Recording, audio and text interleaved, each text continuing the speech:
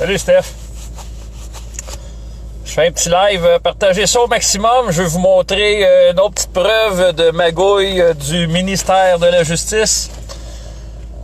J'ai reçu un document qui vient du ministère de la Justice aujourd'hui. Ma blonde vient de me donner ça.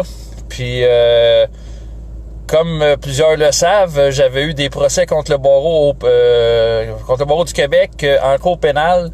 Et le juge avait refusé de reconnaître un enregistrement que le juge m'avait encouragé à continuer à faire des travaux communautaires de forme judiciaire.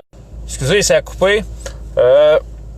Que c'est ça, j'avais l'autorisation de la cour. Bref, le juge n'a pas voulu reconnaître ma preuve. Ça fait que j'ai déposé un appel le mois passé.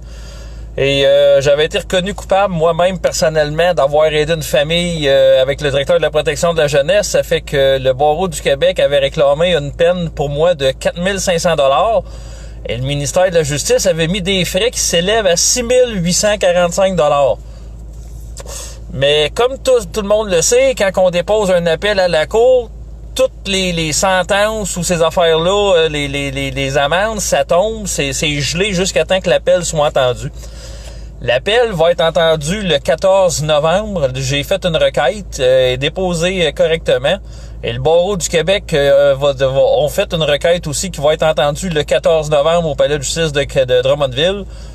Mais là, j'ai reçu aujourd'hui un papier du ministère de la Justice. Et étant donné que j'ai pas payé l'amende, j'étais en appel. Ils m'ont envoyé, je vais vous la lire.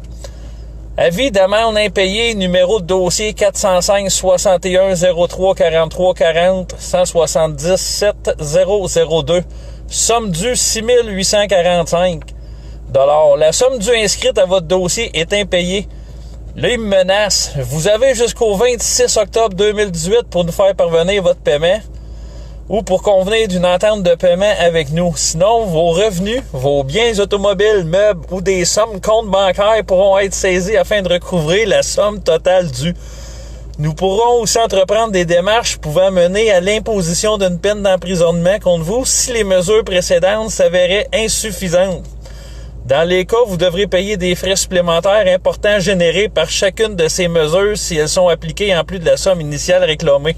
N'hésitez pas à nous joindre pour toute information supplémentaire. C'est sûr que demain, je vais les appeler et je vais les envoyer chier. C'est la deuxième fois qu'ils m'envoient une lettre d'extorsion. Et je vous invite le 14, je vais faire un événement. Le 14 novembre, au palais de justice de Drummondville, je vais encore une fois affronter le barreau du Québec. Et c'est juste, ça sera pas un procès, ça va être juste la présentation des deux requêtes, la mienne de l'appel et celle du barreau pour s'opposer à mon appel. Et je vais officiellement encore, ce que j'étais supposé déposer comme accusation criminelle, j'étais supposé en faire au mois de septembre, mais le barreau s'est défilé, puis il repousse.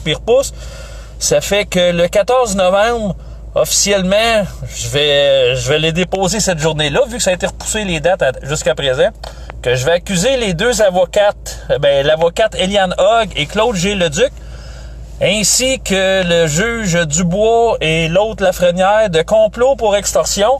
Et j'ai des preuves ici de tentative d'extorsion supplémentaire. En tout cas, j'ai reçu ça le papier aujourd'hui, là. Le ministère de la Justice, si qu'on aide les gens, ils nous foutent des amendes, même si on a l'autorisation.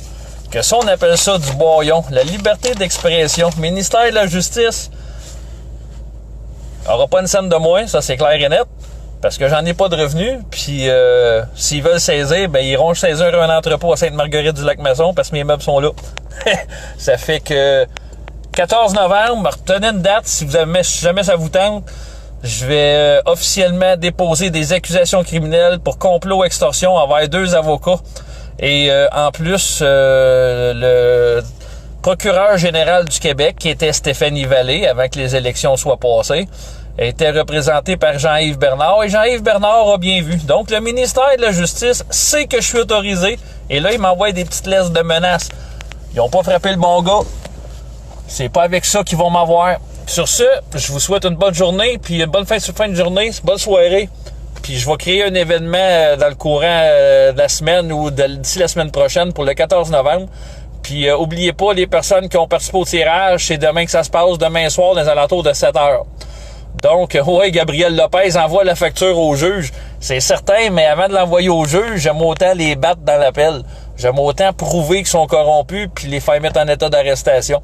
Ça fait que oui, là, cette facture-là devrait aller au juge en question, mais ça sera pas tout de suite. Je vais commencer par faire l'appel puis m'amuserai après. Que sur ce, bonne soirée à tous. Bye.